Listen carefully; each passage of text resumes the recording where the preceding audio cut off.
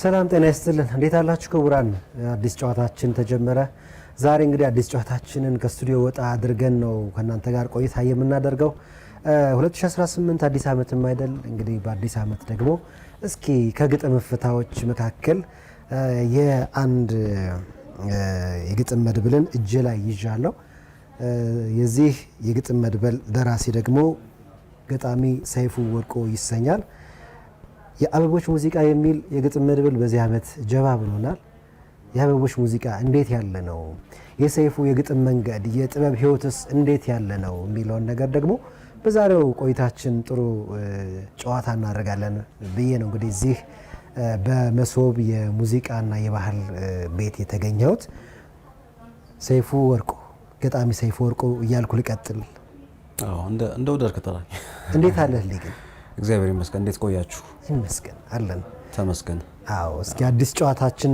ዛሬ ካንተ ጋር ጥሩ ቆይታ ላይ ያደርግ ነው የተዘጋጀውና በእርግጠኝነት የአዲስ ጨዋታ ቤተሰቦች ደስ የሚል ጊዜ ይኖራቸዋል ብዬ አስባለሁ በግጥም የሚጣፍጥ ህይወት ደግሞ ደስ ይላል በጣም አዎ ጥበብ የሁሉ ነገር ቅመም ናትና እውነት ነው ጥበብ ከገባበት እንግዲህ የማይጣፍጥ ነገር አይኖርም ብዬ አስባለሁ በትክክል የአበቦች ሙዚቃ የሚለው የግጥም መድብል ሰጥተናል እና ያው አዲስ ዓመትም አካባቢ ነው ያለነው እንግዲህ ገና መስከረምን እየጨረስን ነው ያለነው አይደለ ስለዚህ ስታየው በራሱ የተለየ ውበት የተለየ መልክ አለው አዳይዋ አለች ይሄ መፍካት የሆነ ፍካትን የሚያጋባ ነገር አለውና እንደው ምን ስትል እንዲያርገ ሰራው የሚለው ነገር እንደው እንድትነግረኝ ፈለኩ እንግዲህ የመጻፉ ልባስ እንዳይኸው ብርሃናማ ገጽታ ነው ያለው እሱ ደግሞ የአበባ ባህሪ ይመስለኛል የአበባ ባህሪም ነው የግጥምም የጥበብም ባህሪ ይመስለኛል ብርሃናማነትና በመጀመሪያ ደረጃ እንግዲህ ይሄንን መጽሐፍ ሳስበው እንደ ሰው ወይ እንደ አንድ የሚመስል ነገር ብናስበው ምን አይነት መልክና ምን አይነት ቀለም ይኖረዋል ብለን አብረን ማሰባችን አይቀርምና ረጅም ጊዜ የነበረው እንግዲህ በኋላ ስንገባም በግጥሞች ውስጥ የሚንጸባረቀው ነገር ብርሃናማነት ነው ወደ ፀሐይ ማጋደል ወይ ደግሞ ወደ ብርሃን ባለበት በኩል ወደዛ ዘንበል ማለት ነው የሚያመለክተውና ለዛ ነው እዚህ ስታየው በጣም ደማቅ ቢጫም አይደለም ደብዛዛም አይደለም ልክ ብርሃን ሲፈነጥቅ የጧት ብርሃን ሲፈነጥቅ እንዳለው መልክ ነው ያለውና ማህሉ ላይ ማለ አበባ እቺ አበባ እንግዲህ አዳይ አበባ ማረለችም ገሌ የምትባል አበባ ማረለች በየትኛውም እድሜ ላይ በየትኛውም ባህል ውስጥ ያለ ሰው በየትኛውም የእውቀት ደረጃ ያለ ሰው አበባ ሳልልኝ ብትለው በቀላሉ ሞንጨር አድርጎ የሚሰጠው ወይ አራት ወይንም አምስት ክብ አድርጎ ነው የሚሰጠና ሁሉንም የሚያስማማ ሁሉንም የሚያቀፍ አበባ ሊወክል የሚችል ነገር እዚህ ላይ ተቀምጧል ማለት ነው እንግዲህ አበባውን ብርሃናማ ናት እንዳያት እጅ ጥልፍ ነው የሚመስለው የእጅ ጥልፍ የእጅ ወላጆች የሚሰሩት ነው የሚመስለው ለምንድነው ግጥም አንድ ራሱ የጥበብ መንገድ ስለሆነ የጥበብ ውጤት ስለሆነ ከመግቢያው ጀምሮ መጽሐፉ ከሚታይበት ቅድም እንዳልኩ ብርሃናማ ነው ራሱ ከቨሩ የተሰራበት መንገድ ራሱ ጥበብ ያረፈበት እንዲመስል ኢትዮጵያን እንዲሸት ሰበዝ እንዲሸት እጅ እንዲሸት ለማድረግ ነው አበቦች ምን አይነት ሙዚቃ ነው ያላቸው ሰይፉዬ ግሩም ጥያቄ ነው እንግዲህ የአበቦች ሙዚቃ ሲባል አበቦች ሙዚቃ አላቸው እንደ የሚል ነገር ነው አይደል ሰው አይምሮ ውስጥ የሚመጣው በጣም አየ ስነ ግጥሙ ሲሆን አላቸው ማለት ነው በስነ ግጥም ውስጥ አበቦች ይደመጣሉ ማለት ነው በስነ ግጥም ውስጥ አበቦች ሙዚቃ አላቸው ዜማ አላቸው ማለት ነው ምክንያቱም ጥበብ በተለመደው መንገድ የማንላቸው ነገሮች በተለየ ቋንቋ እንድንል ነፃነቱን የሚሰጠን የቋንቋ ለህቀቱን የሚሰጠን መንገድ ስለሆነ አበቦች ለካ ሙዚቃ አላቸው አይደል አበባ በሶትም መሰላለች ከምንድነው ከመብቀል እስከ መርገፍ ድረስ የሰውን ባህሪ የመሰለች የምትጓዝ አስገራሚ ፍጡር ናት በየትኛውም ባህል ውስጥ በየትኛውም የህይወት ተሞክሮ ውስጥ በየትኛውም ሴሬሞኒ ውስጥ በሁሉም እንቅስቃሴዎቻችን ውስጥ በሁሉም ባህል ውስጥ በሁሉም ሃይማኖት ውስጥ አበባ ውክልና ያላት ናት አንዳንድ ጊዜ ሰውን ትመስለኛለች ሰውን በደንብ የምትወክል ናት አይደል ትበዛለች ታብባለች ትደበዝዛለች ምሽት ሲሆን ትታጠፋለች ብርሃን ሲመጣላት ደግሞ ትፈካለች ትዋለዳለች ዘራውን ታባዛለች ወቅት አላት እንግዲህ ለሁሉም ነገር የምንጠቀማት ሁላችንም የምንስማማባት ጉዳይ የጋራ ውክልናችን አበባ ናት ማለት ነው የአበቦች ሙዚቃን ብዙ እናወራበታለን ከዛ በፊት ግን እንደው ለቤተሰቦቻችን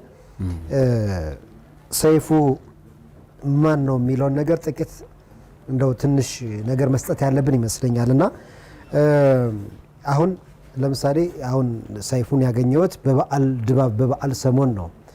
ይሄው እንግዲህ ሻይችን እየጠጣን ጭሳችን እያወደን ነው። ይሄ ራሱ አንድ አውድ ነው አይደለ? ሰይፉ ያለፈበት መንገድ በምን አውድ ያለፈ ነው? ሰይፉ ምን አይነት ሰው ነው? ግጥም ወደ ግጥም የተሳበ መቼ ነው የሚለውን ማወቅ ይፈልጋሉ ቤተሰቦቻችንም፣ እኔም ማወቅ ይፈልጋለሁ። እንደ አጋጣሚ የስነ ጽሁፍ ምናምን ልማድ ወይንም ተሞክሮ ያለበት ቤተሰብ ውስጥ አይደለም ያደጉት። እንደ አጋጣሚ ግን በተለያዩ መንገዶች ኢንፍሉዌንስ ትደረጋለህ። በምን በአካባቢ ላይ በምታየው ባህላዊ ጭፈራዎች ሊሆን ይችላል፣ በስነ ቃሎች ሊሆን ይችላል፣ አዝማሪዎችን በማየት ሊሆን ይችላል። እንደውም በጣም ከማስታውሰው ልጅ ያለው ገበያ ክፍለ ሀገር ልጅ ነኝና ገበያ እላካለሁ፣ አንድ ነገር አምጣ ተብዬ እላካለሁ እና ስላክ መንገድ ላይ እንዳጋጣሚ በልሙጥ ሉክ አጫጭር 4 መስመር ግጥሞችን ጽፈው አከማችተው እንደዚህ እያነበቡ ፐርፎርም እያደረጉ የሚሸጡ ሰዎችን አስታውሳለሁና የት ገበያ ምን የሚባል መቂ የሚባል ከተማ ነው የተወለዱት። ከአዲስ አበባ 130 ኪሎ ሜትር ላይ ወደ ዝዋይ መስመር ላይ የምትገኝ ከተማ ናት።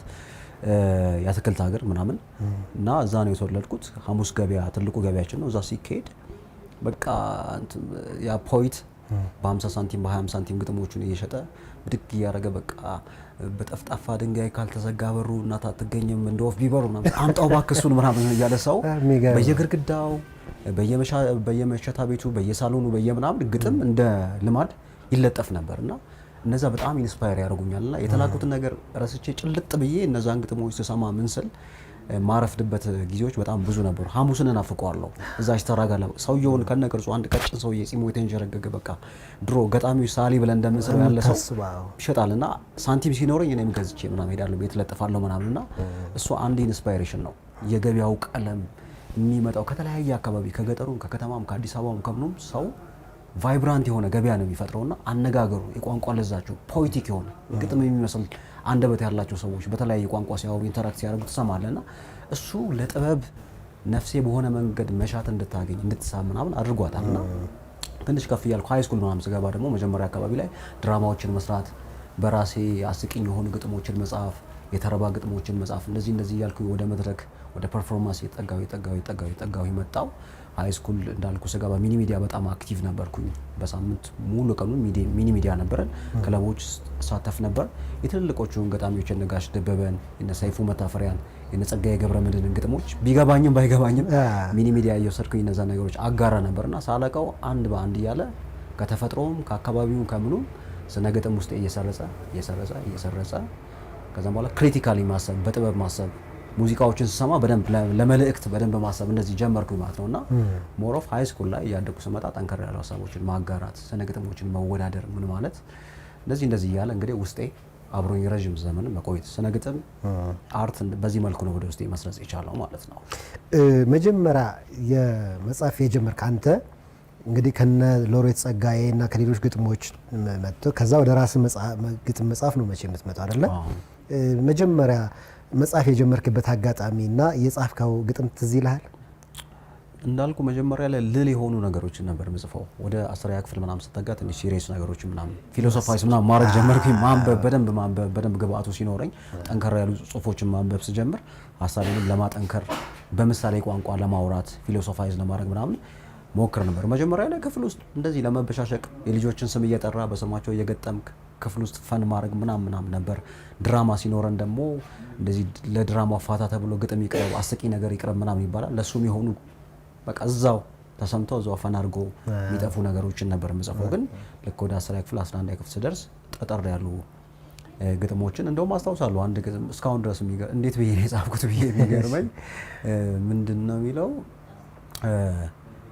ከንቱ ጸሎት ይላልና ከንቱ ጸሎት ጌታዬ ሆይ እባክህ ልቤን መልስልኝ እያልክ አትጨቅጭቀው፣ ልብህ እንደሌለ ልብ ያልክበትን ልብ ከየት አመጣኸው ይላልና 10ኛ ክፍል ምናምን ሆኜ ነው አሁን ላይ ሳስበው በዛ እድሜ እንዴት ነው እንደዛ አይነት ፊሎሶፋይዝ የሚያደርግ ፍልስፍና የተሸከመ ሀሳብ እንዴት ነው ያሰብኩት ምናምን ብዬ እንግዲህ ግጥም ውስጥ ምን ያህል እንደቆየው መብሰልሰል እንደነበረኝ ምናምን እንደዛ አይነት ስፓርክ የሚያደርጉ ግልጭ የሚሉ ሙከራዎች ሳደርግ ነበር። በኋላ ላይ በደንብ በግጥም ውስጥ እየቆየው እያሰብኩኝ ከሀሳብ ጋር እየቆየው እየሞከርኩ እያነሳው እየጣልኩ ትንሽ ደርዝ ያላቸውን ግጥሞች ለመጻፍ እየሞከርኩ አለው እስካሁን ድረስ። ቡጭራቶች ኖታዎች፣ የውብ ዜማ ምልክቶች። ቡጭራቶች ትዝታቸው ያሳምማል፣ ጠባሳቸው ግን ያክማል፣ መጪውን ቁስል ያርማል። ምን አለ አልከኝ ይኸው ጠባሳ፣ የድል ምልክት ለሕይወት አበሳ። ምን አለ አልከኝ ይኸው ትዝታ፣ ትናንት የቃኘው የነገ ሆታ። ምን አለ አልከኝ ይኸው ስብራት፣ የልብ ሽንቁር ፍቅር የሚያፈስ የደስታን ብስራት። አንዳንድ ውድቀቶቼ እግር ሆነው አቆሙኝ፣ አንዳንድ ህመሞቼ ከትላንቴ አገገሙኝ። አንዳንድ ንፍገቶች ለደግነቴ ሾሙኝ። ከመጠላት ያፈራሁት ፍቅርን በእምነት የዘራሁት። እምባ ውጬ ምን ወለድኩኝ፣ ለውብ ዜማ ድምፄን ዳርኩኝ። አንዳንድ መንገድ ይገርማል፣ ልብ ሳይዝል እግር ያደክማል። ቡጭራቶች ትዝታቸው ያሳምማል፣ ጠባሳቸው የማሸነፍ ምልክት ነው፣ ነፍስ ያክማል። ቡጭራቶች የአራራይ የአምባሰል የትዝታ ውብ ድርሰቶች። ቡጭራቶች የውብ ዜማ ምልክቶች። ማለት እንደው ዝም ብዬ ከዚሁ ግጥም አንዳንድ ሰዎች በቡጭራቱ በጠባሳው የሚያዝን የሚከፋ አልፎም ደግሞ አንዳንድ ጊዜ ቂም የሚያረግዝ ሰው አለ አይደለ? አንተ ደግሞ ሌላ መንገድ ነው እየነገርከን ያለው። ምን ለማለት ፈልገ ነው? ማለት ሰው መቼም ሰው ነህና ጠባሳህን፣ ቡጭራትህን፣ የሆንከውን የተፈጠረብህን የተደረገብህን ነገር ማሰላሰልህ ሰውኛ ነው ያን ውስጥ መያዝህና ምን ለማለት ፈልገ? አዎ የገጣሚው እንግዲህ የጥበብ ሰው ድርሻው እዚህ ጋር ይመስለኛል። ህመም ከተባለው ነገር ውስጥ መድኃኒትን መጠቆም። አንድ ግጥም ይወስ ምን ይላል? ጥበብ ህመምን መግራት ከቁስል መድኃኒት መስራት ይላልና እኛ መድኃኒት ነው ህመም ነው ብለን የተተውን ነገር ምንድነው ህመም ነው ብለው የተተውን ነገር መከራ ነው ተብሎ የተተውን ነገር እንዴት ከዛ ውስጥ ህመም መውጣት እንደሚችል ማሳየት የመጠቆም ስራ ይመስለኛል የጠቢብ ድርሻው። አብሮ ማላዘን አይደለም፣ አብሮ ማልቀስ፣ በተሰበረ ልብ ላይ እንደገና የሚሰብር ነገር መጨመር ምናምን አይመስለኝም የጥበብ ሰው ድርሻው። እንደ ሰው አብሮ ያዝናል፣ አብሮ ያለቅሳል። ነገር ግን ሲወጣ እንድትድን አድርጎ ፈውስን ጠቁሞ መውጣት አለበት ብዬ አምናለሁ። እና ጠባሳ ብዙ ጊዜ የጥሩ ነገር ምልክት አይደለም አይደለም። ጠባሳ ሲባል መጥፎ ትዝታ ነው የሚመጣብን። ጠባሳ ሲባል መሰበር፣ ሰዎች የጎዱንን በወቅቱ የነበረንን ህመም፣ ያንን መጥፎ የሆነ ጓዝ ሁልጊዜም እድሜ ልካችን እያስታወሰን ጠባሳውን አንዳንድ ጊዜ እንደውም የማፈሪያ ምልክት ሁላ ተደርጎ ይታያልና ለምን ጠባሳ የውብ ዜማ ምልክት ቢሆንስ? ውብ ህይወትን የሚጠቁመን ነገር ቢሆንስ? ያንን ጠባሳ ተሻግረን ስለሆነ ጠባሳው ያለው እኛ ያንን ህመም ያንን ቁስል ባንሻገር ኖሮ ጠባሳው አብሮን አይኖርም አይደል? አብረን እንቀር ነበር። ስለ ጠባሳው ስለተሻገረን ነው ስለ ጠባሳው የምናወራውና ያ ጠባሳ የማሻገሪያችን ምልክት ነው፣ የተስፋችን ምልክት ነው። ያንን ህመም ያንን ውድቀት ያንን መሰበር ካለፍኩትማ ውብ ነገርን ህይወት ላይ ማዜም እችላለሁ፣ ስለ ተስፋ ማውራት እችላለሁ፣ ጥሩ ነገር። ምክንያቱም ወድቄ የተነሳው ሰው ነኝ፣ የተሻገርኩ ሰው ነኝ እንድንል ማስቻል መቻል አለበት አንድ የጥበብ ስራ ብዬ አስባለሁ። ለዛ ነው ጠባሳ ልክ ሙዚቃ ኖታ ምልክት እንዳለው የኛ ጠባሳ የሰው ልጅ ጠባሳ የሰው ልጅ የስብራቱ ምልክት ደግሞ የውብ ዜማ ምልክት ነው። ስብራቱን አልፎ መልካም ነገርን የሚያዜምበት ምልክት መሆን አለበት የሚል ምሳሌያዊ የሆነ ቋንቋ ተጠቅሞ የሚናገር ግጥም ነው ማለት ነው። ስለዚህ ጨለማውን ጉዳቱን ብቻ አይደለም ማሰብ ያለብን፣ ከዛ መሻገራችንን ማመስገን አለብን። በትክክል ስትገባ እዚህ የአበቦች ሙዚቃ ላይ አንድ መግቢያ አልጻፍክም፣ ግን እዚህ ከበሩ ላይ አንድ ግጥም አለ። ይሄን እንትን ይመስላል መጀመሪያ በር አይደለ አንኳኩተን እንደመግባት ይሄን የቅኔ ቤት ትፈቅድልኛለህ እንዳነባ? አዎ ደስ ይለኛል። ይሄን የቅኔ ቤት ማንም እየገባ እንዳይቀልድበት ዙሪያ ገብ ቅጽሩን አደገኛ አጥር የሚል ስቀሉበት፣ ምስጢር የታያቸው መቅደስ ማያረክሱ ክንፍ ያላቸው ብቻ ገብተው ይቀድሱ። አብራራው። ግጥም አይብራራም፣ እንደው ህይወቱን ኤሰንሱን ለዛውን ምናምን ነገርህ እንጂ ምንድነው መግቢያ ላይ የተደረገበትን በር ላይ የተደረገበትን ለዛ ገልጠ ስትገባ ይሄን ከፍተ ነው የምትገባውና ስለ ቅኔ ነው የምናወራው። ግጥም የጥበብ መንገድ ነው። ማንኛውም በደንብ ነፍስ ያለው የጥበብ ስራ ቅኔ ይሆናል አይደል? ፈረንጆቹ አንድ ነገር በጣም ንግግር የሰው ንግግር እንኳን በጣም መልካምና በውበት የተሞላ ሲሆን ኃይለኛ ሲሆን ኢትስ ፖኤቲክ ምናምን ይላሉ። ወይንም የሆነ አርት ወርክን የእጅ ስራን ምናምን አይተው በጣም ሲያምራቸው ዲስ ኢዝ ፖኤቲክ ግጥማዊ ነው ቅኔ የሚያክል ነገር ነው ምናምን ብለው አድናቆታቸውን ይገልጻሉና ግጥምም አንዱ የቅኔ ስራ የቅኔ መንገድ ስለሆነ ወደ ቅኔ የምንጠጋበት ወደ ውበት፣ ወደ ከፍታ፣ ወደ መልካም፣ ወደ ኃይለኛ ሀሳብ የምንጠጋበት መንገድ ስለሆነ ሰው ወደ ጥበብ ሲገባ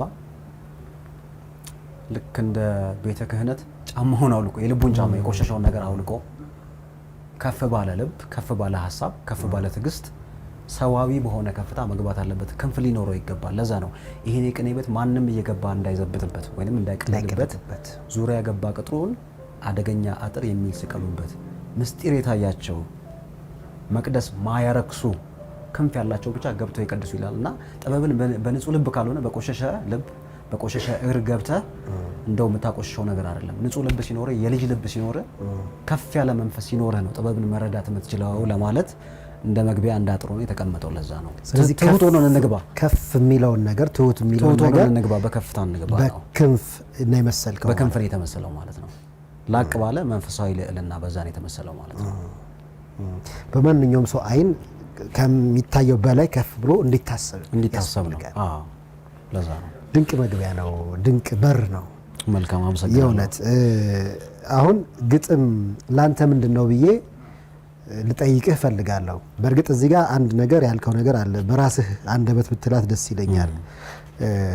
ይሄን ሆነ ከዚህ በፊት የምትጽፋቸው ግጥሞች ወይም ደግሞ በአንተ አእምሮ ውስጥ ተጸንሰው በአንደበትህ የሚወጡትን ወይም በብዕርህ የሚወጡትን ግጥሞች እንዴት ነው የምትጽፈው? ግጥሞችን እንዴት ነው አንተ የምትበይነው የሚለውን ነገር የሚያሳይ የሆነ ነገር ያለ ይመስለኛልና እስኪ እሱን ንገረን። ምናልባት መግቢያ አላበጀውለትም። ቅድም እንዳልኩ ይሄን የቅኔ ቤት የሚለውን እሱን በር አድርጌ ነው እንትን ያልኩት። ከዛ በኋላ ስትገባ ግን ለምን ግጥም ለምንድን ነው የምጽፈው፣ ግጥም ውስጥ ለምን ተገኘው የሚለውን ነገር ታስባለህ እንደ ሰው ቆመህና ለዛ ነው እዚህ ላይ ከጋግርት ዘመን ውስጥ ሳቅ እየፈለቀኩ የጊዜን አለት ልብ በስንኝ እያከኩ ወደንባ ለሚጓዝ ለእልፍ ሐዘንተኛ ብርሃን እየዘገብኩ ለምለም ሳር ዛላሸት ውበት እየጠቆምኩ ግጥም እንዲያሰብኩ ግጥም እንዲወለድኩ ነው የሚለውና ብርሃንን የማመላከት ነው። ቅድምም ስናወራው ነበር። እኔ ግጥም ሳስብ ግጥም ውስጥ ስገኝ ብርሃንን ለመጠቆም ተስፋ የቆረጡ ሰዎች ቀና ቀና እንዲሉ፣ በጨለማ የተከበቡ ሰዎች ብርሃንም እንዳለ እንዲያስታውሱ ሴፊ ሻይ እየቀዘቀዘ እየጠጣ ያወራል። ሀሳቡ ከሻዩ በለጠ መሰለኝና እሱን ለማስታወስ ነው፣ ወደ ብርሃን ለመጠቆም ከጋግርት ዘመን ውስጥ ይላልና እዚህ ጋርና ሳቅ እየፈለቀኩ የደነዘዘ ከሚመስል አስፈሪ ከሚመስል ዘመን ውስጥ አንዳንድ የዘመን መንፈስ ሊያስፈራ ይችላል። ማንወዳቸው ነገሮች ሀፕን ሊያደርጉ ይችላሉ አይደለ? በሀገርም በሰውነትም ደረጃ በባህልም በብዙ ነገሮች ስታይ አንዳንድ ጊዜ ማንወዳቸው ነገሮች መንፈሳችን የሚረብሹ ነገሮች ሊፈጠሩ ይችላሉ። እሱ የዘመን ዕጣ ፈንታ ሊሆን ይችላል፣ ነገር ሊሆን ይችላል፣ የእኛ ስህተቶች ሊሆን ይችላሉ። ምክንያቱም ብዙ ሊሆን ይችላል። እሱ ነገር እንደ ገጣሚ ወይም ግጥምን እንደሚወድ ሰው ያሳስበኛል ማለት ነውና ከዛ ጋግርት ዘመን ውስጥ ሳቅ ፈለቅቃለሁ። ደስታ የሚገኝበትን መንገድ በርበራ ያለው። ምክንያቱም አንድ ነገር ሙሉ ለሙሉ ጨለማ ሊሆን አይችልም። ተፈጥሮ እንደዛ አይደለም። ምሽት እንዳለ ንጋት አለ፣ ዝናብ እንዳለ ነፋስ አለ፣ እንደዚህ ያለ ነው። ውሃ እንዳለ እሳት አለ። ስለዚህ በዛ ነገር እንዳንዋጥ፣ በዛ ጋግርት በዛ ጨለማ እንዳንዋጥ ከዛ ውስጥ ሳቅ ፈለቅቃለሁኝ። ከባድ እኮ ነው። ምክንያቱም የገጣሚ ድርሻው የባለቅኔ ድርሻው ወይንም የጥበብ ሰው ድርሻው እሱ ይመስለኛል። ተጋርደን እንዳንቀር መጠቆም፣ ደስታ ያለበትን ቦታ ማመልከት። ሰዎች በሀዘን ውስጥ እያሉ በዚህ በኩል እኮ ደስታም አለ፣ እዚች ጋር እኮ አበባ በቅላለች፣ እቺንም አጥርሷት። እያለቀስን ደግሞ አበባዋን እያየን እየተከፋን ደግሞ ብርሃኑን እያየን ተስፋውን እያየን መቀጠል አለብን ለማለት ስል በዚህ ሁኔታ ውስጥ እየተጓዝኩኝ ነው ግጥም ያሰብኩት፣ በዚህ ሁኔታ ውስጥ ይህንን እያሰብኩኝ ነው ግጥም የወለድኩት ብሎ እንደ መግቢያ ያልሆነ መግቢያ ጠቆም አድርጎ ወደ ስራዎቹ ይሻገራል ማለት ነው። ሌላው በዚህ በግጥም ውስጥ ያስተዋልኩት ነገር በዚህ በኩል የምትለው ነገር አለ። አንተ የሆነ ቦታ ስንሄድ አቅጣጫ አለ። በዚህ በኩል ሄዱ ይላል። ያ አቅጣጫ ያው መልካም መንገድን ወይም ደግሞ መሄድ የምትፈልግበት መንገድን ይመራል ማለት ነው። ያን እሳቤ ወስደ ያን ትምህርት ወስደህ ነው ነገሮችን አሁን ብዙ ሰው ከሚያይበት በተለየ መንገድ ነው ማለት አንደኛ አሁን ዓለም ላይ በጣም ሁሉም ሰው ደግ ላይሆን ይችላል። ሁሉም ሰው ቀና መልካም ላይሆን ይችላል። ለምሳሌ ሁሉም ጓደኛ ጥሩ ጓደኛ ላይሆን ይችላል። አንተ ደግሞ ልትል የምትፈልገው በሰው እንኳን ሲጠራህ ለምሳሌ አንዳንድ ወላጆች ምን ይላሉ ከመልካም ጓደኞች ጋር እንድንሆን ይፈልጋሉ አይደለ? እና አንተም ደግሞ እንደዚህ አይነት ቦታዎች መገኘት የምትፈልግ አይነት ልብ እንዳለህ ለመንገር ነው። ያንን ቅድም ያልኩን ትምህርት ለመውሰድ ነው በዚያ በኩል ጥሩኝ የሚለው ግጥምህ ውስጥ ይሄን ነገር አየሁት። መጀመሪያው እንደው ንጹህ ፍቅር ባለበት ትላለህ እና አንዳንዱ ማጻጻፍም የተለየ ነው ማለት እንደ ማንኛውም አይነት ግጥም አይደለም። ቃላት ፊደላት ፍለጋ አይደለም የምትባዝ ነው። ንጹህ ፍቅር ባለበት ብለህ 4 ነጥብ አድርገህ ነው የጀመርከውና ያለ ስም ተቀጽላ ያለ ታላቅነት ታናሽነት ሰውነት በሚታደምበት ነፍስና ነፋስ በሚደማመጡበት በኩል ጥሩኝ ሊቅና ደቂቅ ግዙፍና ረቂቅ በተግባቡበት እያልክ ነው የምትቀጥለው። ምንድን ነው ያን ያስመለከተህ ነገር? እንግዲህ አሁንም ወደ ጥበብ ነው። ጥበብ የትህትና መንገድ ነው ብዬ አስባለሁና ሰው ትሁት ካልሆነ ብዙ ነገር መሸከም አይችልም አይደል? ትልቅ ዛፎች ናቸው በቅርንጫፎቻቸው በፍሬዎቻቸው ዝግ ብለው የሚታዩት። አንዳንዴ ቅርንጫፎቻቸው መሬት የሚነካ ስሮቻቸው እንደዚህ ይወጡ በጣም ግዙፍ ዛፎች ለብዙ መቶ ዓመታት የሚኖሩ የገዘፉ ግርማ ያላቸው ዛፎችን ዋርካዎችን እንመለከታለንና ጥበብ የሱ መንገድ ይመስለኛል። ትህትና ካላረበበ ሰው በሰውነት አቻ በሰውነት አይን ካልታየ ንጉስ ሎሊዮን በወንድምነት አይን ካላየ እዚህ ላይ እንደሚለው ጥበብ እዛ ቦታ ሊገኝ አይችልም። ሰውነትን እንዲሸት አይችልም ማለት ነውና ጥበብ ሲኖር ትህትና ሲኖር ማዕረግን ትረሳለህ፣ እውቀትን ትረሳለህ። አዋቂውም አላዋቂውም ንጉሱም ሎሌውም የጠላትነት መንፈስ ሳይኖር ታላቅነት ታናሽነት መንፈስ ሳይኖር ፍቅር ባረበበበት ቦታ ላይ በትህትና ይቀመጣል ማለት ነው። ለዛ ነው ሲጀምር በዚያ በኩል ጥሩኝ ብሎ ንጹህ ፍቅር ባለበት የሚለው ለዛ ነው።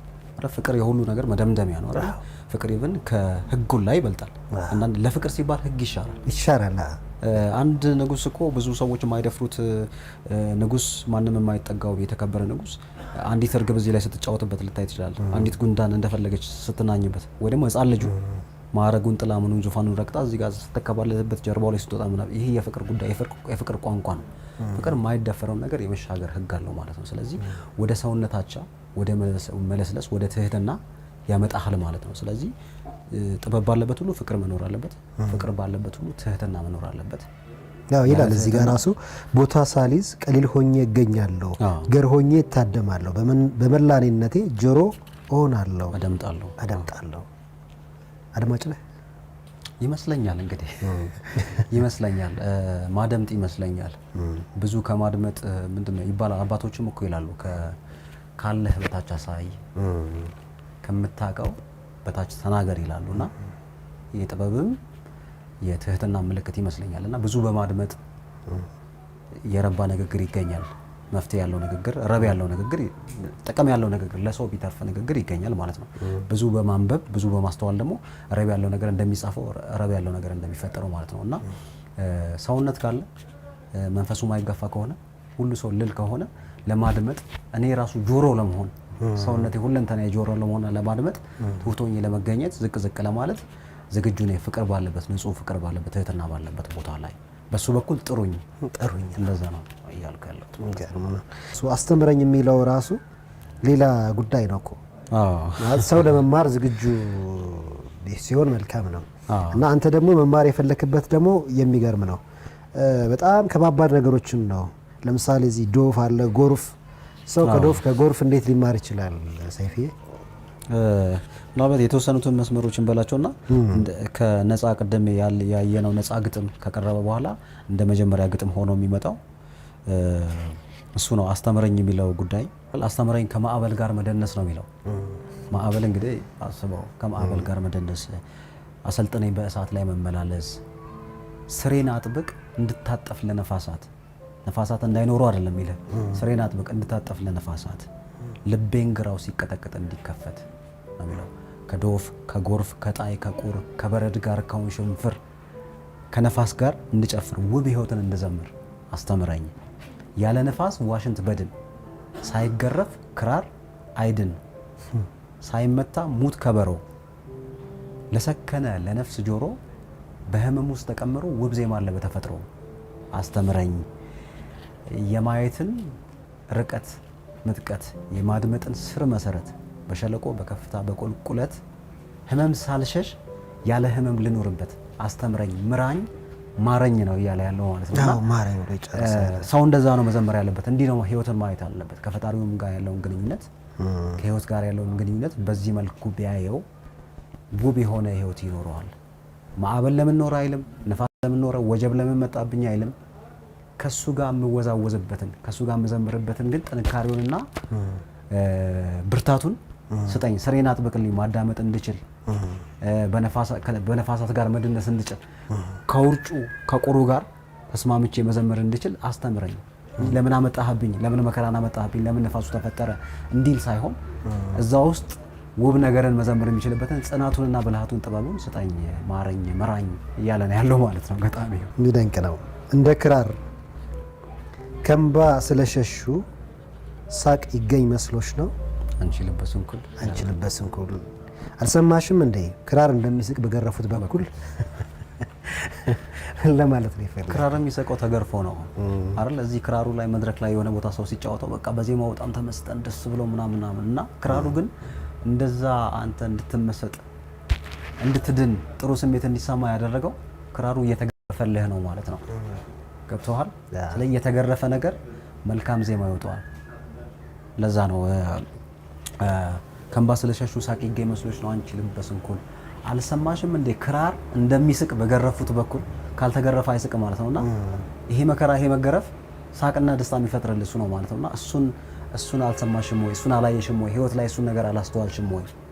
ያ መከራ ያ መገረፍ ሳቅን ደስታን እንደሚፈጥር እያለ እየጠየቀ ነው የሚሄደው ማለት ነውና ምናልባት ካነበብ ነው ከእንባ ስለሸሹ ሳቅ ይገኝ መስሎሽ ነው አንቺ ልበ ስንኩል አልሰማሽም እንዴ ክራር እንደሚስቅ በገረፉት በኩል ከእንጨት ላይ ተሰቅሎ ታስሮ ተወጥሮ አውታር የተባለ ትናንትና ጅማት ቀድሞ ክር ነበረ ሐቁን ቢያከር ነው ክራር የተባለ ከግርፋቱ ውስጥ ከህመሙ ትንሳኤ ዜማ እየቀመረ መከራን ተሻግሮ ስንቱን ቁስል ሻረ ታሞ ድኖ ማዳን ፍቅር ትርጉም አለው ከዚህ በስተቀረ ህመምን በመሸሽ ፍቅር ይገኝ መስሎሽ ነው አንቺ ልበ ፈሪ ይልቅ እንደ ክራር ሲገርፉሽ እየሳቅሽ ሞትን ተሻገሪ ይላታል። እንግዲህ የአዲስ ጨዋታ ቤተሰቦች ልክ እንደኔ ሁሉ እየተገረሙ የሚሰሙን የሚያዩን ነው የሚመስለኝ። ውበትን የምትስልበት ደግሞ ሌላ ጉዳይ ነው። ውበትን በዚህ መድብል ውስጥ ስለ የሴት ልጅ ውበት ከሚባለው በላይ ትገልጸዋለህ። ማለት የሚታየውን ውበትም ትነግረናለህ፣ ግን ሌላ ውበት ደግሞ ትነግረናለህ። ከዛ ደግሞ ለተፈጥሮ ደግሞ እና አንዳንዴ ስለ ተፈጥሮ እያወራህ ይመስለኛል፣ አንዳንዴ ስለ ሴት ልጅ ውበት ስለ አንዲት የምታማልን ሴት ውበት የምታወራንም ይመስለኛል። ስለ ውበትና ስለ ተፈጥሮ ያለህ መደመም ከምንድን ነው? እንግዲህ ተፈጥሮን በጣም ነው የምወደው። እኔ ራሱ የተፈጥሮ አንድ አካል ስለሆንኩ የተፈጥሮን ድምጽ ማድመጥ አለብኝ ዝቅ ብዬ አስባለሁና ይሄ በስክነት ከቅጠሎች ጋር መነጋገር መቻል አይደል? አንድ ቅጠል ዘለላ የወደቀች ቅጠል አንስታ ብትመራመራት እኮ ብዙ ጉር ነው ውስጡ ያለው። ከአፈጣጠሯ ጀምሮ ማትተካናት ውበት አላት፣ ቀለም አላት። እንደገና በመሰበር ውስጥ ቅጠሏ የምትነግር ነገር አለ። እንደገና ደግሞ ደቃም በስብሳም አፈር ውስጥ ተቀላቅላም ደግሞ ለሌላ ህይወት ደግሞ መብል ስትሆን ምግብ ስትሆን እንዴ እንትኑ ዘሯ ይቀጥላል። የምትቆም ነገር አይደለችም። አንዲት የተናቀች ቅጠልን እንኳን አንስተ በታናገራት ማለት ነውና የተፈጥሮ ጉዳይ በጣም ይገርማል። እግዚአብሔር ለሰው የፈጠረለት ነገር ትምህርት ቤት ባሄድ መድረሳም ባሄድ ቅኔ ቤትም ባሄድ ዩኒቨርሲቲም ባሄድ አስኳላም ባሄድ የትም ባሄድ ከተፈጥሮ ራሱ ብዙ ነገር ይማራል። የተጻፈለት ነገር በጣም ብዙ ስለሆነ ማለት ነውና እሱ ነገር በጣም ውብ ነው፣ ያስደምማል እኮ። ዝግ ብለህ ሁሉ ነገር አጥፍተህ ዘወር ብለህ ዝም ብለህ ካፈሩ ከምኑ ጋር ከተነጋገርክ በጣም ብዙ የሚያስተምር ብዙ የሚያድንህ ብዙ በረከት አለውና እንደ ጥበብ ሰው ጥበብን እንደሚወድና እንደሚከተል ሰው እሱን አለማድመጥ ሰክኖ እሱን አለማየት ትልቅ መጉደልም ይመስለኛል። እና እኔ ከተፈጥሮ ጋር ብዙ መስተጋብር አረንጓዴ ነገር ደስ ይለኛል፣ ህፃናት ደስ ይሉኛል። አንዳንዴ ሰዎችም ሰዎች መከፋትም እንዴት ያለ የሚገርም ፍጡር ነው ብዬ እንስሳቱ ምኑ በሁሉ ነገር እንድደመም ያደርገኛል። እና ስለ ውበት ስጽፍ እነዚህ ነገሮች አውድ አድርጌ ነው የምናገረው እንጂ ዝም ብዬ ፊት ለፊት ማየውን ነገር አይደለም። አንድ ሰውን ውብ ነህ፣ ቆንጆ ነህ፣ ታምራለህ፣ መልከ መልካም ነህ ለማለት ፊት ለፊት የሚታየውን ነገር መንቀስ አይደለም። ከተፈጥሮም ምክንያቱም ሰው የተፈጥሮ አካል ነው፣ ተፈጥሮ የሰው አካል ነው። እንዳለ ኮስሞሎጂ እኮ እኛ ውስጥ አለ። እሳትነቱም ውሃነቱም ሁሉ ነገር ውስጣችን አለና ከምድሩም ጋር መስተጋብር አለን፣ ከሰማዩ ዓለምም ጋር ማዕከል ሆነን ሁለቱም የምናስታርቅ ሁለቱ ግሩም ነገር የሚካሄድብን ፍጥረቶች ነን ሰው ማለትና ሰው ተመርምሮ ማያልቅ ለሺህ ዘመን ፍጡር ነውና ውበትን ሳይ በዛ መልክ ነው። እንደው ስለ አፍንጫ ፊት ለፊት አይደለም፣ ስለ አይን አይደለም። እና አይንን ሳስብ ተፈጥሮ ትዝ ሊለኝ ይችላል፣ አበባን ላስታውሳት እችላለሁ። እና እርስ በርስ እያመጋገብኳቸው አንዱን በአንዱ ውስጥ እያሳለፍኩኝ አንድ ነጠላ ትርጉም ላይ እንዳንቆም ውበት ሲባል የደረቀው ፊት ለፊት የሚነገረው ላይ እንዳይቆም ተፈጥሮንም እንድናስብ መንፈሳዊውንም የፈጣሪንም ግሩም ነገሮች እንድናስብ የሰውንም አስገራሚና አስደናቂ ባህሪያቱን እያሰብን እንድንሄድ ያንን ደርዝ ያለውን ውበት የሚሻገረውን ውበት ለመናገር እሞክራለሁ በግጥሞቼ ውስጥ ማለት ነው። እስኪ ጋብዘን እንግዲህ ከውበት ከተፈጥሮ ደስ ያለህን መርጠህ ጋብዘን እስኪ። ምናልባት አንድ ሴታዊ መሀሌ የሚል እንትን አለና ልክ መሀሌ የመዝሙሮች ሁሉ መዝሙር እንደሚባለው መሀሌ እንደ መዝሙር ለሴት ወይንም ለሴት ተፈጥሮ የተዜመ ለማለት ነው ሴታዊ መሀሌ የሚለውና ሴታዊ መሀሌ ሰንደል መውደድሽን ሳይሆን ከውብ ጠረን ጋር መዋደድሽን፣ እጣን መውደድሽን ሳይሆን መንፈስሽ በቅንነት ድባብ መታጀቡን፣ አበባ መውደድሽን ሳይሆን ልብሽ ወደ ውበት ማዘንበሉን፣ ቢራቢሮ ማባረርሽን ሳይሆን ቀልብሽ ክንፋም መሆኑን፣ ሕፃናት መውደድሽን ሳይሆን ነፍስሽ ንጽህናን ማፍቀሩን፣ እጆችሽ መቸራቸውን ሳይሆን የሰው ሁሉ ዘመድ መሆንሽን፣ አይኖችሽ ለእንባ መቅደማቸውን ሳይሆን ሆድሽ ውስጥ ክፋት መብቀል አለመቻሉን፣ ሊፕስቲክ አለመውደድሽን ሳይሆን በስል ከናፍረሽ ፍም እሳት መምሰላቸውን፣ ጣቶችሽ አለንጋ መሆናቸውን ሳይሆን ከክራር ጋር ውለሽ ማደርሽን፣ ግርማሽ በሸማኔ ጥበብ መግዘፉን ሳይሆን ሁለንተናሽ ከጥበብ ጋር በፍቅር መውደቁን፣ ሙዚቃ ከመውደድሽ በላይ ቃልና ድምፅሽ ዜመኛ መሆኑን፣ ወራጅ ውሃ መውደድሽን ሳይሆን ከተራራው ከአለት ከውሃው ጋር ህብረ ህይወት መፍጠርሽን፣ ሴትነትሽን ብቻ ሳይሆን የልጅነት ስስነትሽን እርግባዊ ገርነትሽን፣ ግጥም መውደድሽን ሳይሆን ባኳሆንሽ ባለቅኔ መሆንሽን ብቻ ሳይሆን አንቺ ራስሽ ረቂቅ ቅኔ ማከልሽን፣ ያፈቀርኩት የማፈቅረው አለሽ። ግን እቺ ሴት አለች ማለት ልክ ነው። ምናልባት በምዕራብ ነች ወይስ የሆነ ለዚህ ግጥም መጽሐፍ መነሻ ምንድን ነው? ባህሪ ነው። እኔ አሁን ውበትን ሳስብ እንዳልኩ አለ እኮ ሰው ይደነቃል። እግዚአብሔር ሁሉንም በራሱ አምሳል ውብ አድርጎ ፈጥሮታት ይላል እና አፍንጫ ጎራዳን ብለው አጭር በለው ረዥም በለው ሰልካካ ምንም በለው በዓለም መመዘኛ ሁሉም ሰው ውብና የማይደገም ውበትን ይዞ የተፈጠረ ፍጡር ነውና እሱን ኤሰንስ በደንብ አድርጌ አደንቃለሁ እንደማንኛውም ሰው እና ከሱ ተሻግሮ ግን ባህሪ ነው አይደል? አሁን ሴታዊ መሀሌ ብሎ ነው የጀመረው። ሴትነትን መፈከር ሴትነት ሲባል ምንድነው? ተፈጥሮ ራሱ ሴት አይደለች?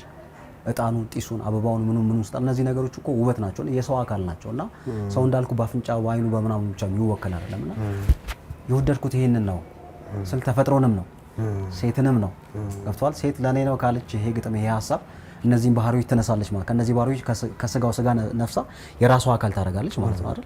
መለስለስን፣ ልጅነትን፣ መልካም ነገር ወደዚህ ወደ ብርሃን ማጋደሏን፣ ከጥበብ ጋር በፍቅር መውደቋን፣ ክራር መውደዷን፣ ጥበብ መውደዷን ይሄን ግጥም አንብባ ለኔ ነው ካለች እነዚህን ባህሪዋ ታደርጋለች ማለት ነው። ሰው ያየውን የወደደውን ነገር ባህሪ ልማድ ያደርጋል። እሱ ባህሪ ደግሞ ከሱ ውስጥ እንደገና አዲስ ሆኖ ይፈጠራል ማለት ነውና ለማጋባትም ተራክቦ ከውበት ጋር ውብ ከሚባሉ ነገሮች ሁሉ ጋር ይህን የሴትነት ባህሪ ተራክቦ ለመፈጸም ነውና ሰው ከዚህ ይሄን ግጥም አንብቦ የራሱም የግሉም ህይወቱም እንዲያደርገው እስከዛ ርቀት በማሰብ ነው። ይደንቃል። ክቡራን የአዲስ ጨዋታ ቤተሰቦች አሁንም አዲስ ጨዋታችን ይቀጥላል። አብራችሁ እንድትቆዩ በአክብሮት ጋብዛችኋለሁ። የምገኘው ከስቱዲዮ ውጭ ነው። በመሶብ የሙዚቃና የባህል ቤት ነው የምገኘው። ገጣሚ ሰይፉ ወርቁ ደግሞ ዛሬ ከኛ ጋር አብሮን አለ። አሁንም አብራችሁ እንድትቆዩ በአክብሮት የምጋብዛችሁ የፕሮግራሙ አዘጋጅ ድልነሳ መንግስቴ ከቀረጻ ባለሙያዎቹ ከአለሙ ብርሃንና ከጥበቡ ከበደ ጋር በመሆን ነው። አሁንም ሰናይ ቆይታ ይሁንላችሁ። ለአዲስ ዘመን ከዘመን በቋሚነት የሚሰጥ የላቅ የደንበኞች አገልግሎትና ውጤታማነት ልህቀትን በሚገልጽበት በዚህ ዓለም የባንክ ምርጫው ሁሉንም ነገር ይናገራል። የውጭ ምንዛሪ ማስተላለፍ በተመለከተ እምነት በጣም አስፈላጊ ነገር ነው። የእርስዎ ምርጫ የሚያከብረውና የሚያስቀድመውን ዘመናዊ የባንክ አጋር መምረጥ በጥራት ማመንን ያሳያል። አሁን ደግሞ ዘመን ባንክን ለመምረጥ ሌላ ተጨማሪ ምክንያት አለ። የተጨማሪ 6% ጉርሻ።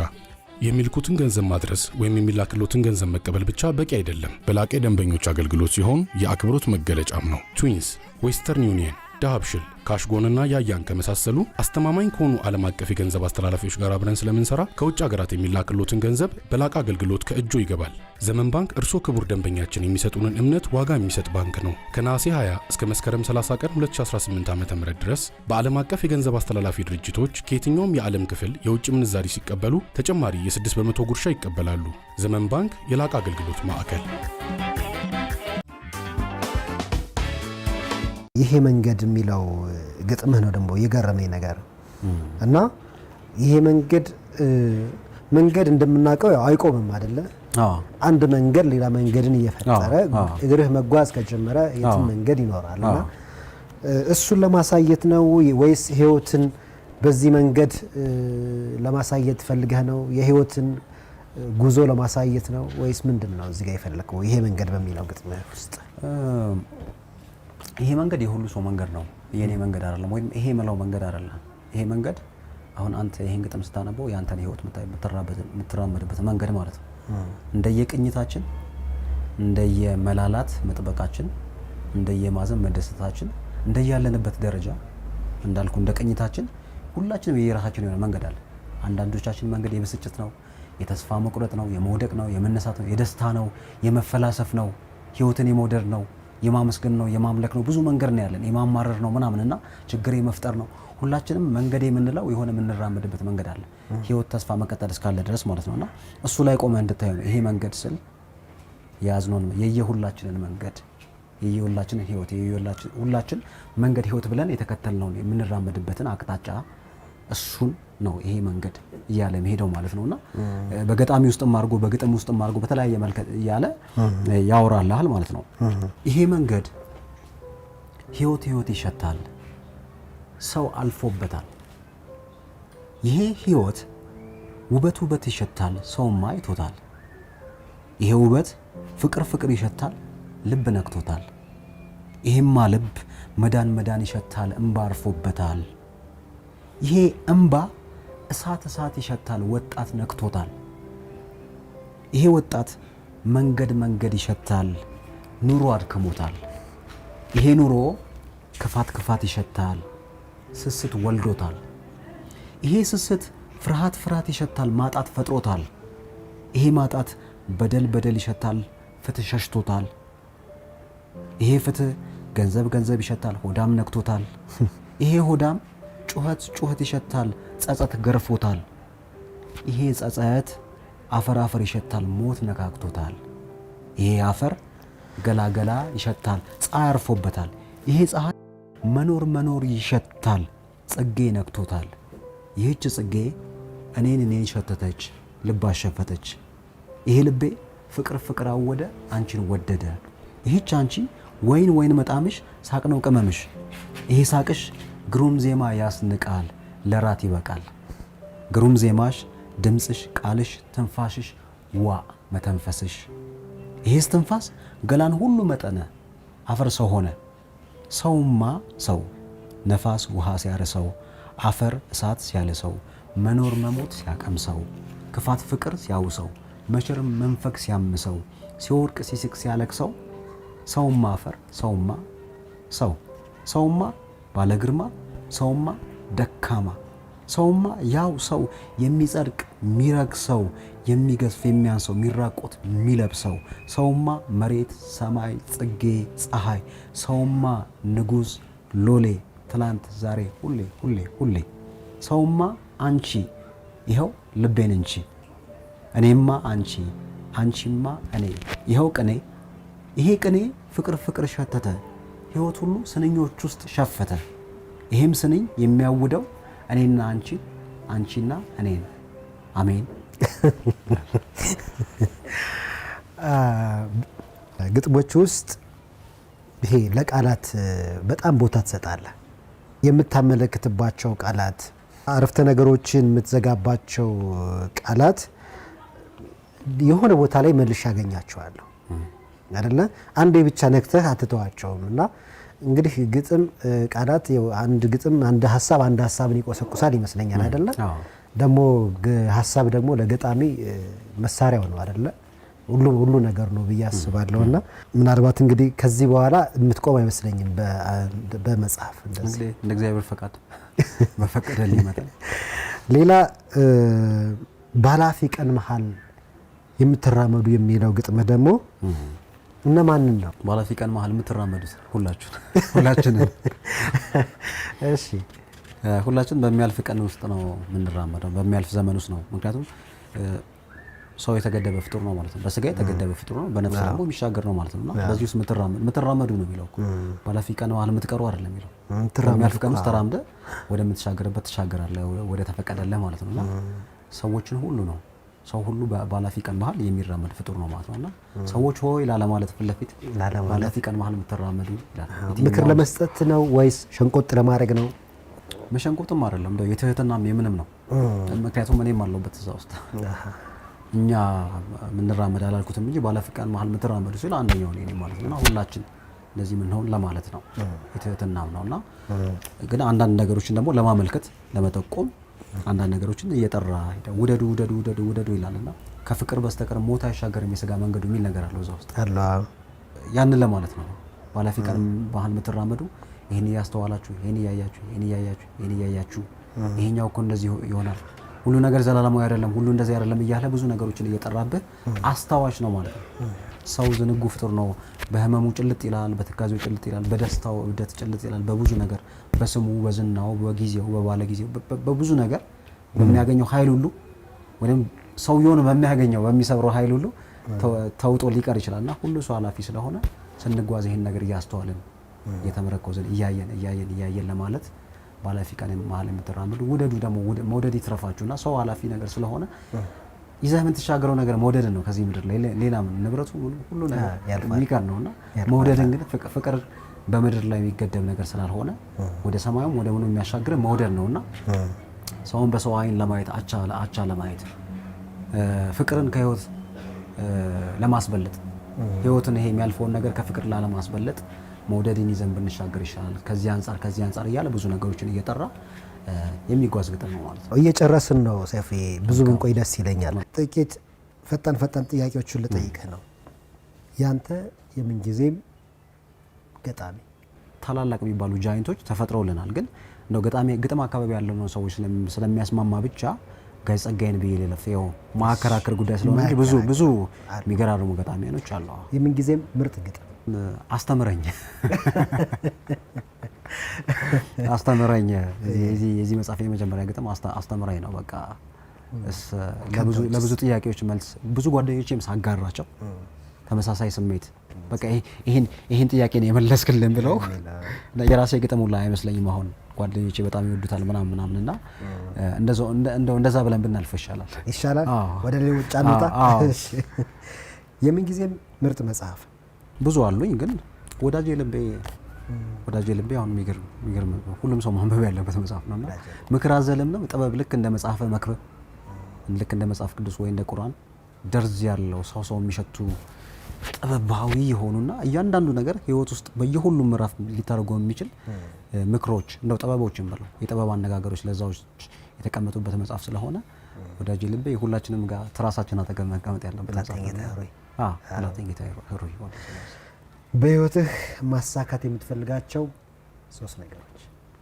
ትልቁ መደምደሚያ የሚመስለኝ እንደ እግዚአብሔር ፈቃድ መኖር፣ መታዘዝ፣ አለመጠጠር ነውና የሰከነ ልቦና እንዲኖረኝ እፈልጋለሁ።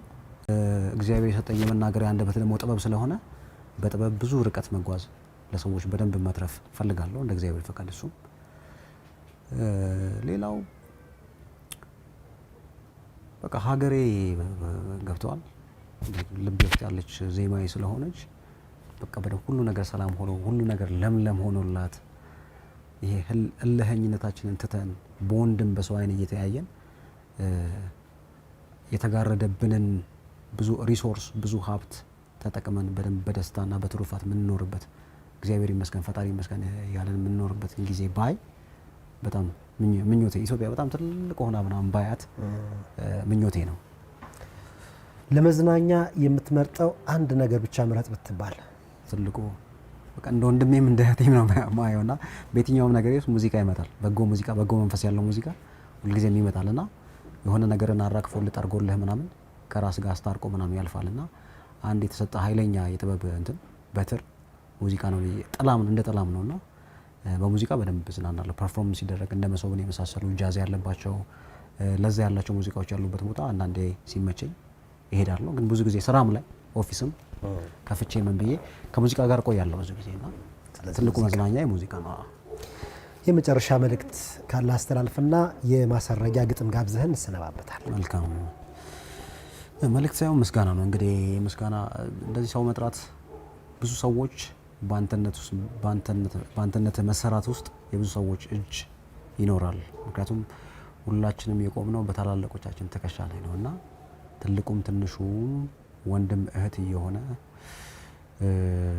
መከታ የሆነ እንግዲህ ሀሳቦችን ሲያቀብለኝ ሲመክረኝ ምን ሲለኝ ይሄ እንደዚህ ቢሆን ያ እንደዛ ቢሆን ሲል ከልጅነት ከትምህርት የተጀመረው ከአስተማሪዎች ጀምሮ እስካሁን ድረስ የብዙ ሰዎች እጅ አለበት የኔ ጣም የኔ ለዛ ውስጥ ማለት ነው። እነዛ ሰዎች ሁሉ ከኔ ጋር የተነካኩ ሰዎች ሁሉ ፈጣሪ እንዲባርካቸው እመኛለሁ። ፈጣሪ ጤናውን እንዲሰጣቸው ደስታውን እንዲሰጣቸው እመኛለሁ። ይሄ መጽሐፍ እንዲሆን ወንድሜ አንዱ ጌታቸው በሱ ግፊት ነው። እኔ ማሳተምም ፍላጎቱም አልነበረኝም እና ተቆጥቶ ገስጾ ምን ብሎ በቃ የኔን ስራ እንደጨረስክ ወደ አንተ ፕሮጀክት ነው የምንሄደው ብሎ ሰቅዞ ይዞኝ መስመር እለት በእለት እየተከታተለ እስከ ህትመት ድረስ ለዚህ እንዲበቃ ያደረገው እሱ ነው።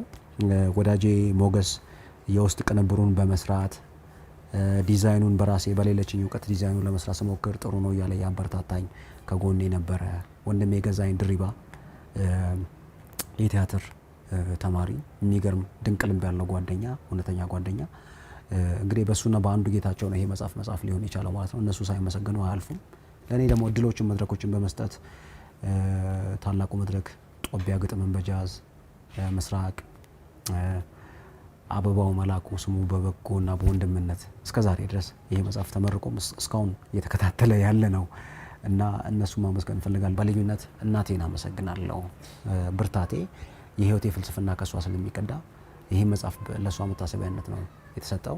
እናቴን በልዩነት አመሰግናለሁ፣ ወድሻለሁ ማለት ፈልጋለሁና እንደው ባመሰግን ሰዓቱም ማይበቃ ነው የሚሆነው። ሁላችሁ ከኔ ጋር የተነካካችሁ በግጥም በጥበብ መንገድ በትህትና መንገድ የተገናኘን ሁሉ እግዚአብሔር ያክብርልኝ ማለት ወዳለሁ። በጣም እናመሰግናለን። የመሰነባበቻ ግጥም እኛ ሆዬ ቅኝት ይላል። እኛ ሆዬ ቅኝት ለሐዘን ነው አትበይኝ ሰው የተጸነሰው፣ ለማልቀስ ነው አትበይኝ የተፈጠረው ሰው፣ እምባን የት ያውቀዋል ሳቅን ያልቀመሰው፣ የቅጠልን መርገፍ ብቻ እያስተዋልሽው፣ ያቆጠቆጠን ዛፍ ምስጋና ነፈክሽው፣ የቅጠል ተተኪ አንቺ የቅጠል ቅጣይ፣ ለቅሶሽን ለጉሚው ያቹትልሽ ፀሐይ፣ ለማን ይቀር መስሎሽ መርገፍ እንዳበባ፣ ሳቅን የካደ ልብ ያልፋል እንዳነባ፣ እምባ ነው ፊደሉ የደስታ ስንክሳር፣ ጎጆ ሙሉ ጽልመት ባንዲት ጧፍ ይፈርሳል፣ ዘመን ሙሉ ሐዘን ባንዲት ሳቅ ይረሳል። እግዚአብሔር ይስጥልኝ። በጣም ድንቅ ቆይታ ነው የነበረ። ገጣሚ ሰይፉ ወርቁ ከአዲስ ጨዋታ ከአሚኮ አዲስ ጨዋታ ጋር ለነበረ ቆይታ በጣም ነው የማመሰግነው። እግዚአብሔር ያክብርልኝ። በሌሎች ስራዎች እንገናኛለን ብዬ ተስፋ አደርጋለሁ። በሌሎች መድረኮች በሌሎች ሂሶች እንገናኛለን ብዬ ተስፋ አደርጋለሁ። ግን ይህን የመሰለ ጊዜ ስለሰጠን በእውነቱ በጣም ነው ማከብረህ፣ በጣም ነው ማመሰግነህ። እኔም አመሰግናለሁ። አምናችሁብኝ እንግዲህ ስራዬን ስራ በላችሁ ለሰው እንዲደርስ ይህንን ውብ ጊዜ ስለሰጣችሁኝ እግዚአብሔር ያክብርልኝ እላለሁ። አመሰግናለሁ። አመሰግናለሁ። ክቡራትና ክቡራን የአዲስ ጨዋታ ቤተሰቦች ዛሬ እንግዲህ ከገጣሚ ሰይፉ ወርቁ ጋር የነበረን ቆይታ ይህንን ይመስል ነበር። በያላችሁበት ሆናችሁ በተለይ የግጥም ወዳጆች ደግሞ ደስ የሚል ሸጋ ጊዜ እንዳሳለፋችሁ ተስፋ አድርጋለሁ።